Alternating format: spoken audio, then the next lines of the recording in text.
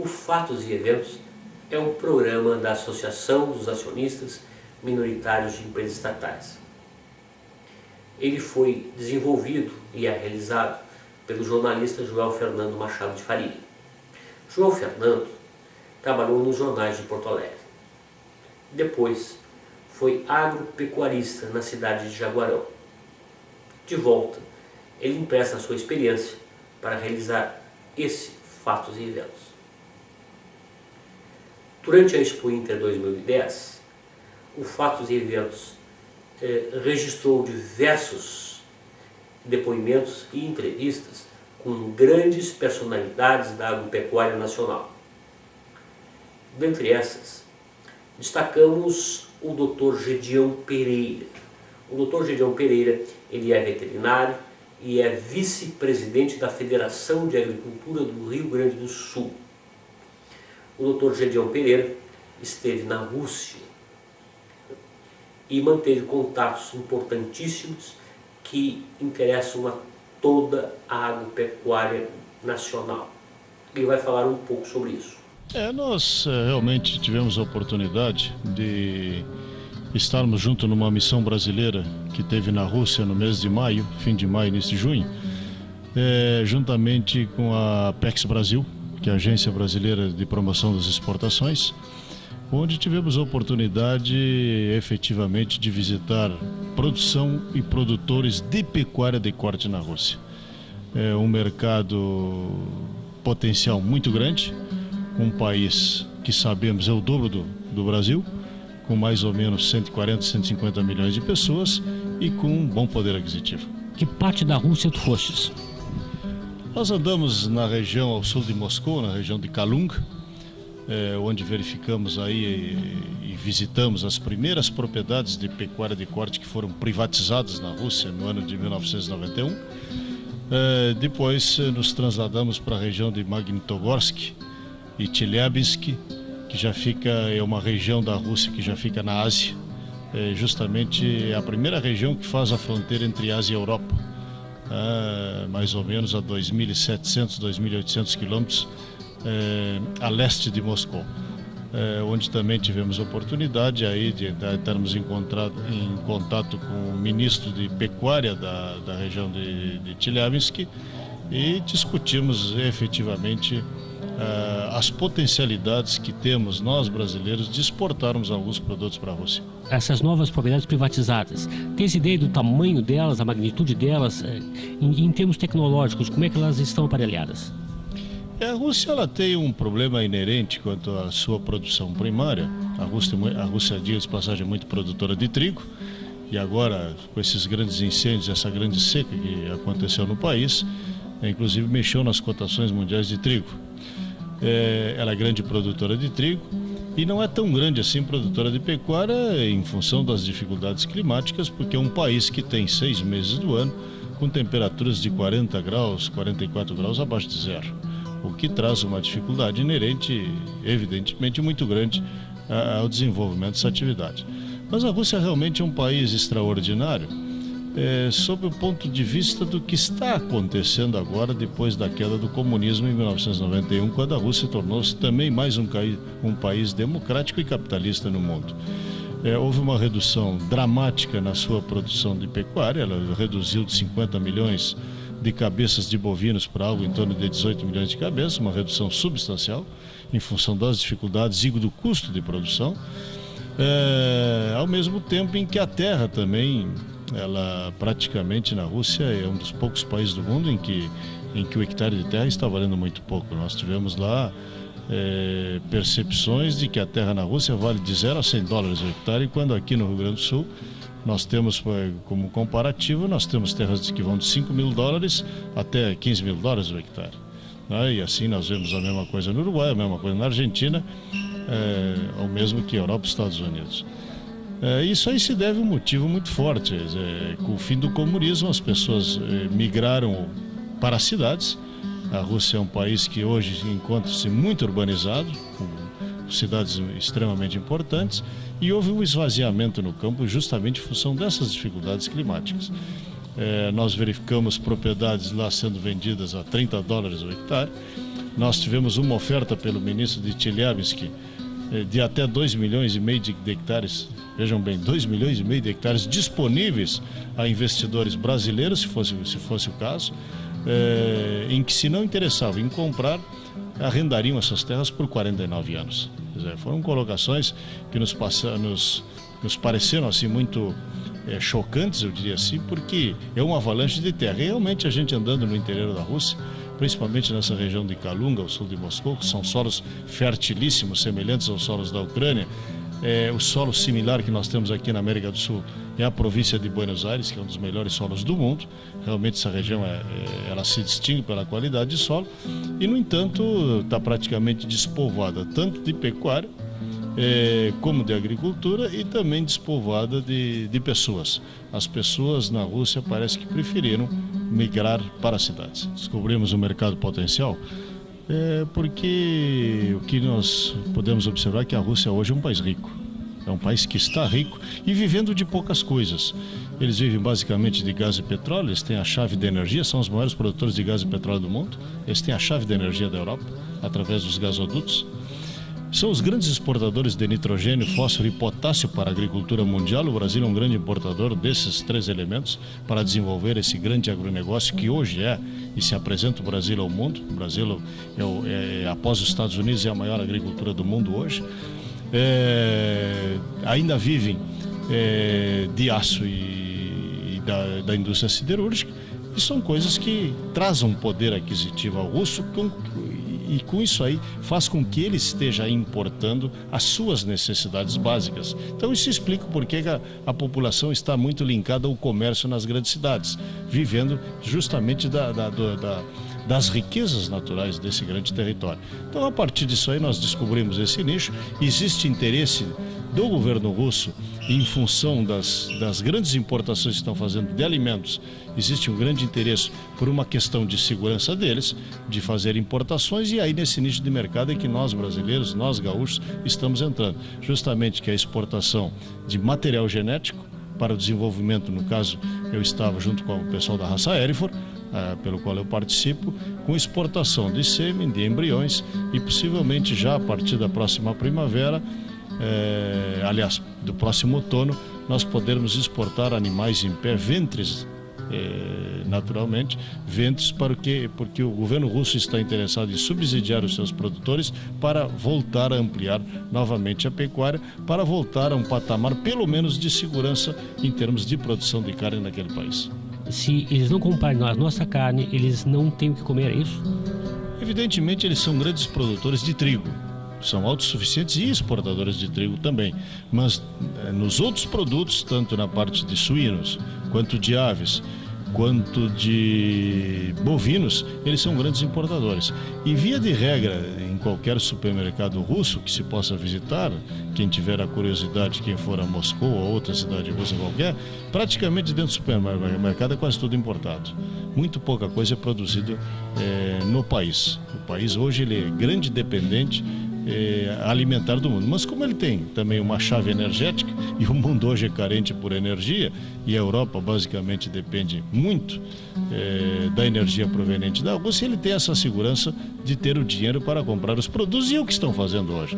Mas não quer dizer, pelo menos nos foi colocado isso lá, que o governo não esteja preocupado em prover também a pelo menos um nível de segurança alimentar que fosse suficiente, porque na realidade eles são um povo hoje com poder aquisitivo crescente em função dessa grande comercialização e da grande quantidade de estoque desses produtos que estão emanando do subsolo russo e que estão sendo vendidos ao mundo.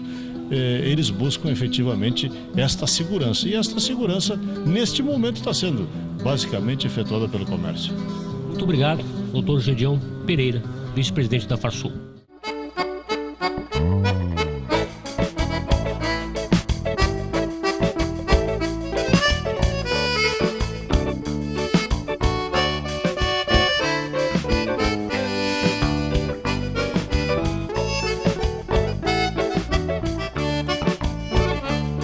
Não passe desta cerca, rapaziada. No segundo segmento, Bernardo Chiodeli. O Bernardo Chiodeli é um criador de ovinos na cidade de Pinheiro Machado. E para cuidar dos rebanhos dele, ele se utiliza de cães pastores maremanos. Ele vai conversar sobre isso. Nós temos também o rebanho ovino, né? E criamos Texel, Suffolk e Merino australiano. E tínhamos problema com os predadores. Então trouxemos a raça pastor maremano para reduzir esse problema dos predadores no rebanho. E desde que estamos criando os cachorros, já reduzimos a zero a nossa perda por predadores no rebanho. Muito obrigado, Bernardo.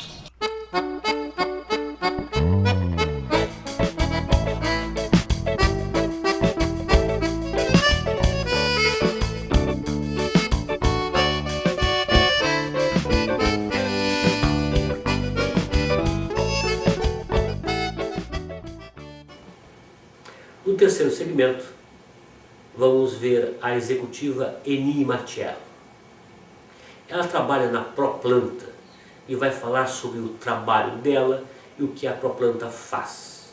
Nós somos uma empresa que tem 35 anos na área de consultoria de projetos e nós atuamos na captação de recursos via BNDES para investimentos na área de indústria, comércio, serviços e agronegócio. Quais são os projetos que a Proplanta está administrando agora?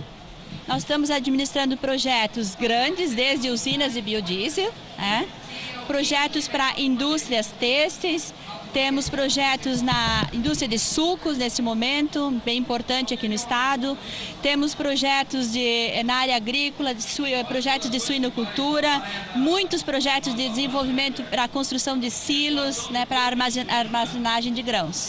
Vocês têm projetos também para suinocultores. Que projetos são esses?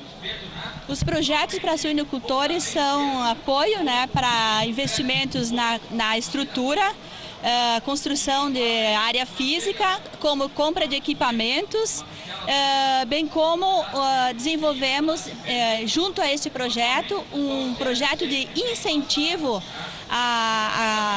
se chama Programa Pró-Produtividade Agrícola, que é um projeto de incentivo que o governo do estado concede com base nos investimentos que são realizados pelos produtores. Obrigado, Eni. Obrigada.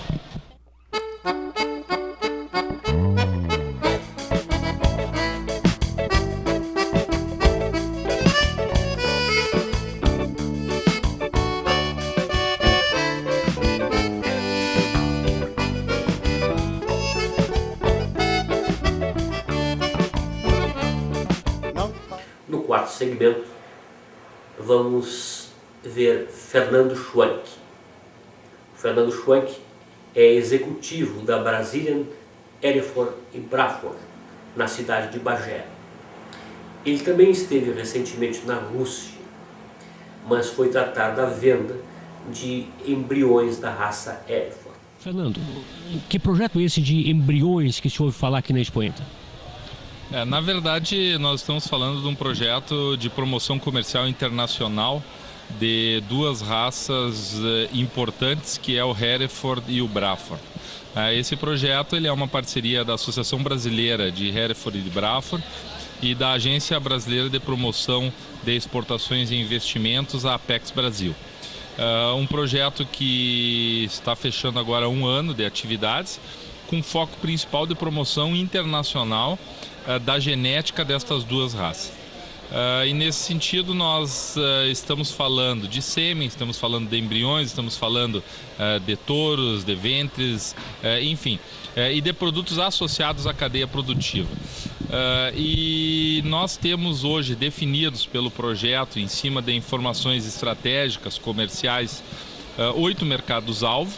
Esses mercados são o Uruguai, o Paraguai, a Bolívia, a Colômbia, a Venezuela e o México, na América, e a África do Sul na África e a Rússia no continente europeu e asiático. E nesse sentido as empresas que fazem parte do projeto, pois o projeto simplesmente é o guarda-chuva que abriga hoje 26 importantes empresas do Brasil, produtoras de genética, cabanhas, produtoras de medicamentos veterinários, de sementes, forrageiras, de balanças, enfim. estão, através de ações bem organizadas e planejadas, colocando seus produtos no exterior com o objetivo justamente de internacionalização, de venda, de exportações, ou seja, aumento das divisas brasileiras.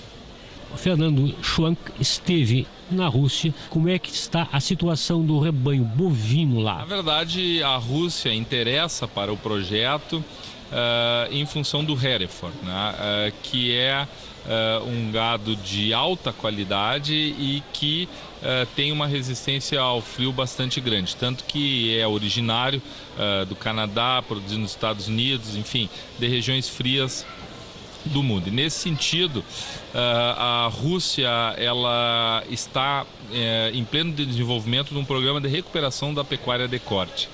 A Rússia, a antiga União Soviética, ela possuía 50 milhões de cabeças de gado em 1991. E de lá para cá houve uma destruição praticamente total da cadeia produtiva da pecuária de corte em função desta transição dos modelos políticos, econômicos, saindo do comunismo, entrando no capitalismo. E a Rússia praticamente extinguiu com uma cadeia muito importante que era a pecuária de corte. E hoje o governo busca, através de um programa específico de recuperação da pecuária de corte, ações que novamente coloquem a Rússia como uma produtora de carne. A Rússia hoje é importadora praticamente 100% da sua carne bovina. E nesse sentido, nós estivemos na Rússia no mês de maio, reunidos com os ministros da Agricultura da região de Kalunga, da região de Chelyabinsk, no governo central, com o Ministério da Agricultura, oferecendo os produtos da genética brasileira. Ficaram bem encaminhadas algumas questões, como por exemplo a transferência de tecnologia na área de embriões através de uma parceria de uma empresa aqui do Rio Grande do Sul com a formação de uma empresa russa na área de embriões, já com a comercialização de 200 embriões para aquele mercado, porque existe uma resistência ainda instalada no mercado russo de comprar o Hereford do Brasil em função do clima.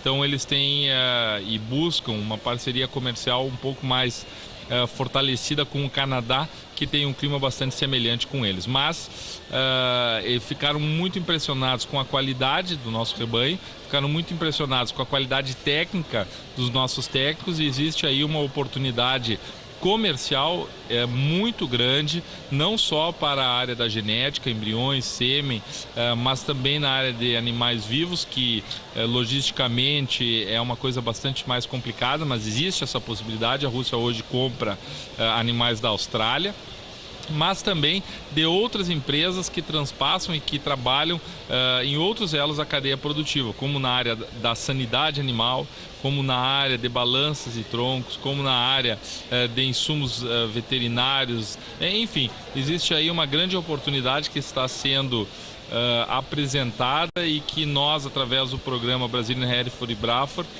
estamos e vamos buscar atender e entrar naquele mercado, porque acreditamos que é um mercado muito interessante para os nossos produtos. Uma coisa que me preocupa particularmente é a questão da transferência de animais em pé. Tirado do Brasil uma grande parcela na sua ação comercial no mundo. Na verdade, essa oportunidade existe. A Austrália, que é uma grande fornecedora de carne para o mundo, também é um grande fornecedor de animais vivos. Isso está presente nos principais países que são produtores de carne, mas também de animais. Nós entendemos que isso possa ser uma grande oportunidade, inclusive interna, para aperfeiçoamento de um determinado estado na produção de animais de genética qualificada. Se o mercado lá fora ele paga mais, né, e existe essa possibilidade, isso pode trazer reflexos internos que tragam um valor agregado para toda a cadeia produtiva. Mas sem dúvida nenhuma, o principal objetivo é trabalharmos com o quanto mais valor agregado, melhor. A nossa ideia não é trabalhar com animais para abate, por exemplo, é trabalhar com animais de raça, né, buscando valores agregados altos em cima desses animais, mas principalmente na área da biotecnologia em embriões, na área de sêmen, na área de serviços, que é uma outra grande oportunidade. Na verdade, o nosso foco ele não está em animais vivos, ele está no foco do maior valor agregado que possa se trazer para a cadeia produtiva. E nesse sentido, a genética ela traz este valor agregado, sendo animais vivos, sendo embriões ou sendo sêmen. Na verdade, animais vivos para a genética, eles têm um valor agregado extremamente superior a animais que vão para o abate. Então, nesse sentido, o que se busca, na verdade, neste projeto é a agregação de valor em cima de produtos que tenham este valor agregado maior e que isso traga reflexo para a cadeia produtiva interna, valorizando toda a produção. Fernando Schwank, eu sempre aprendi que aonde não existe dinheiro envolvido, não há negócio, não é séria a questão. Tu tens ideia de quanto esse projeto que vocês participam pode gerar no Brasil? Na verdade, o projeto no primeiro ano tinha uma meta de gerar em negócios $1 milhão e gerou 3 milhões de dólares com as empresas envolvidas. Na verdade, o nosso projeto ele não gera nada. Quem gera é a comercialização das empresas que estão debaixo desse projeto e que fazem negócios internacionais.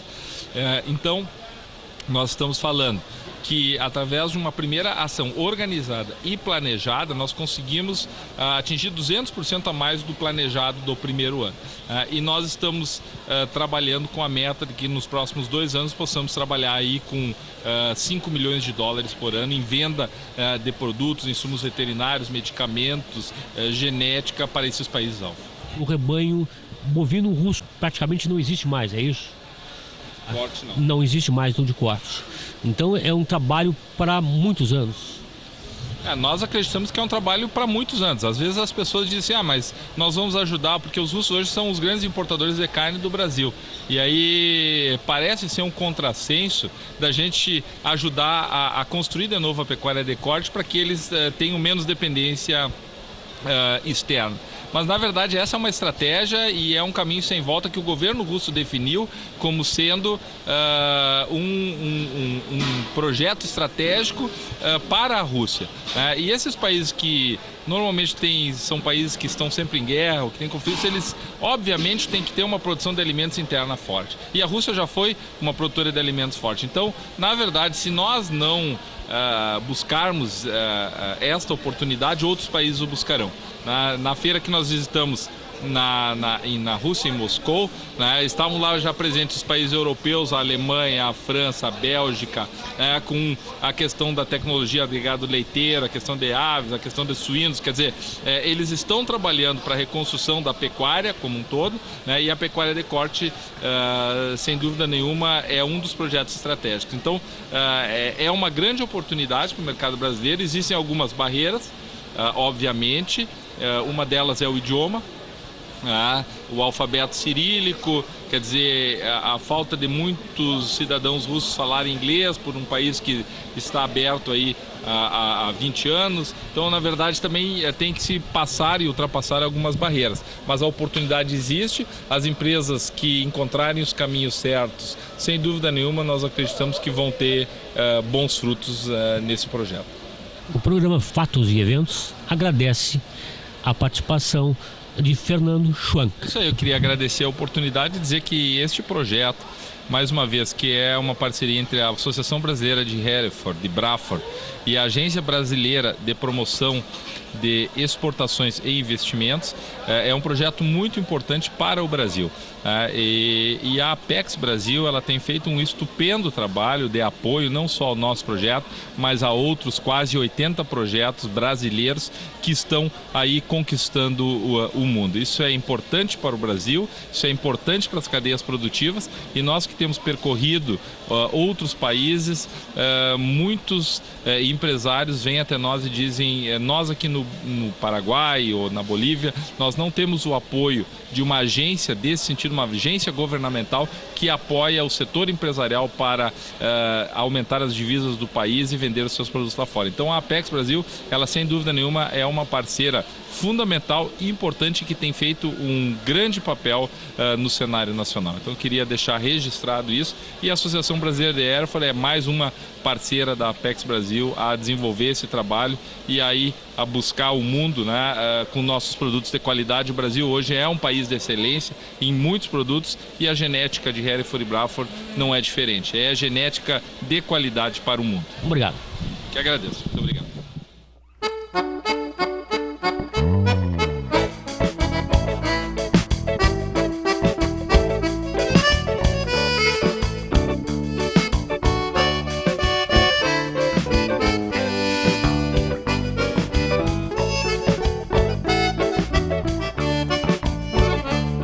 Não passe desta cerca, rapaziada. A terra é produtiva, siga a estrada. O gado come o passo que aí tá.